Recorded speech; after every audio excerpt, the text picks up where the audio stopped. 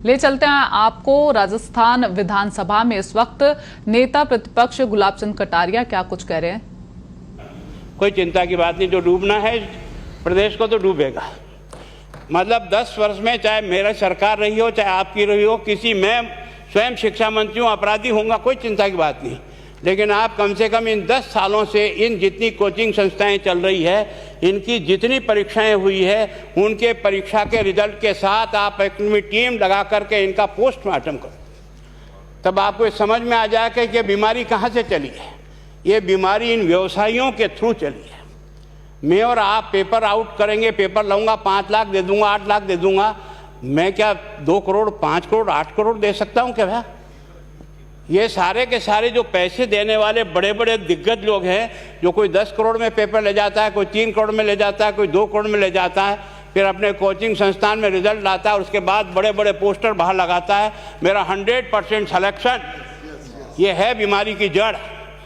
अगर मार करना चाहते हो तो यहाँ करो, तब तो जा कर के इसको कोई रोक सकोगे। बाकी से केवल मन को संतुष्ट करने का काम करो तो ये राजस्थान के उस गरीब बच्चे के साथ न्याय नहीं होगा, जो बड़ी मुश्किल से पढ़ता है, अपने घर में बूढ़े माँ बाप को भूखे मार के पढ़ता है और उसके बाद परीक्षा के लिए जाता है, रोता हुआ घर लौटता है।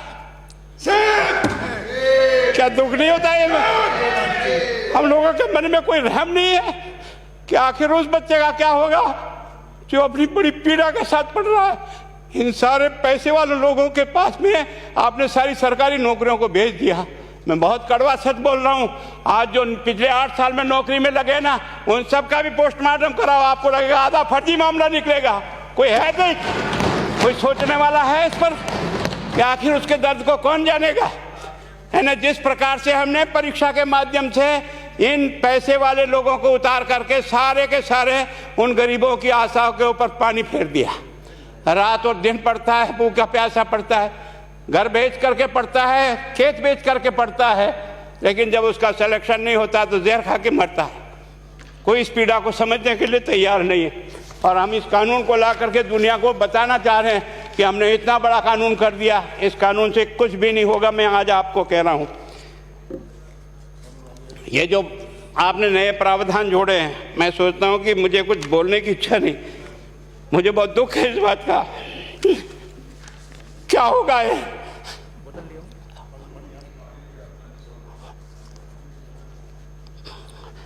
किस तरह की गैंग पालनी है उन्हें? पानी पिला दो, है ना। मैं उस दिन भी पूछा था कि मैंने कहा ये शिक्षा संकुल पे है, जिन लोगों को ड्यूटी पे लगाया, इसको लगाने वाला दोषी कौन है, जिसके कारण से पेपर जो है ना काट करके निकाल दिया। ये तो ठीक है, भाग्य हमारा अच्छा था कि सवाई माधोपुर की घटना फूट गई और एसओजी को उसमें हाथ में लग करके कुछ केस लग गया। अगर वो केस नहीं लगता तो आज आपकी सारी नौकरी पर इन सब बड़े बड़े दलालों के स्कूल में पढ़ने वाले बच्चे होते और मेरा गरीब का बच्चा अपना घर लौट के जाता। क्या दुर्भाग्य है। और इस कारण से केवल इसके लिए खुश मत हो जाओ कि हमने कानून बहुत सख्त बना दिया इसलिए अपराधी रुक जाएगा। नहीं, सिस्टम को बदलना होगा, ये परीक्षा का सिस्टम चेंज करना होगा। मैं सोचता हूँ कि क्या हम इतने अक्लमंद बैठे हैं, क्या इस व्यवस्था को चेंज नहीं कर सकते? क्या एक ही पेपर हर राजस्थान में 20 लाख बच्चों को दिया जाए? क्या इसका कोई ऑल्टरनेट नहीं हो सकता? इसका ऑल्टरनेट सोचना चाहिए कि हम परीक्षा को टुकड़े टुकड़ों में कैसे कर सकते हैं। जिले के अनुसार पेपर नहीं, एक नहीं हम 25 पेपर बना सकते हैं। कौन से सेंटर पर कौन सा पेपर जाएगा कोई तय नहीं करेगा कौन सा जाएगा, और हम जो इच्छा होगी उस सेंटर पे वो पेपर भेजेंगे। और ये जितने भी प्राइवेट कॉलेजों में आपने सेंटर बना रखे उनको बंद करो, इनको तुरंत बंद करिए एक ऑर्डर से। जितने भी सरकारी विद्यालय है और सरकारी नौकर ही एग्जामिनर बनेगा और एग्जामिनेशन करेगा, तब तो आप इसको बचा पाओगे। ताकि आप और मैं कितने भी कानून बदल कर दें, आपका वो जांच करेगा, आपका वो अधिकारी आएगा। आपने कहा भाई सेशन जज के नीचे नियुक्ति नहीं होगी, इसके अलग से कोर्ट होगा, बहुत अच्छी बात है। प्रोविजन जो आपने डाले हैं वो स्वागत योग्य है, स्वागत करता हूँ, पर इन प्रोविजन को लागू तो आप और मैं ही करूँगा, कौन करेगा? जब हम ही ठीक नहीं है तो इन प्रोविजन क्या रोएंगे अंदर बैठे बैठे? जब तक हमारा दिल और दिमाग ठीक नहीं होगा ना, इस बीमारी का इलाज नहीं होगा। हमने शिक्षा के मंदिर को भ्रष्टाचार की भट्टी में जलाकर खाक कर दिया। दुर्भाग्य हमारा, जहां से कोई आशा की किरण दिखती थी उस गरीब को कि चलो मैं अपनी मेहनत से आगे बढ़ जाऊंगा, लेकिन अब वो निराशा में आ गया। उसको लगा कि अब कोई रास्ता नहीं है। और इस कारण से मैं सोचता हूं कि आप जिस भावना से लाया, मैं आपकी भावना की इज्जत करता हूं, लेकिन केवल आपकी भावना इन बेईमानों को नहीं रोक सकेगी। इसको रोकने के लिए हमको सिस्टम को बदल करके और तुरंत उस पर ध्यान करना चाहिए। कानून 302 का बना हुआ है, क्या मर्डर रुक गए? आप भी जान रहे हो, रोज के रोज पोक्सो कोर्ट में आजीवन कारावास हो रहा, क्या व्यभिचार रुक गया है?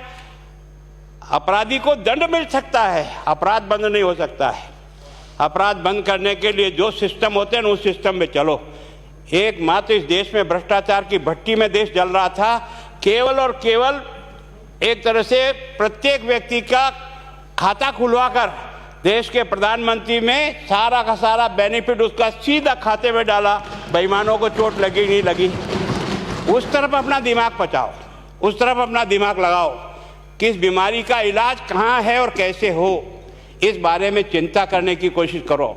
मैं कई बार इधर सीकर और इधर गया तो मैं सोचता हूँ कोचिंग संस्थान की बिल्डिंग देंगे ना तो टोपी गिर जाए नीचे से। क्या चीज़ है यार, भगवान ने क्या लक्ष्मी वहीं बरसाई है?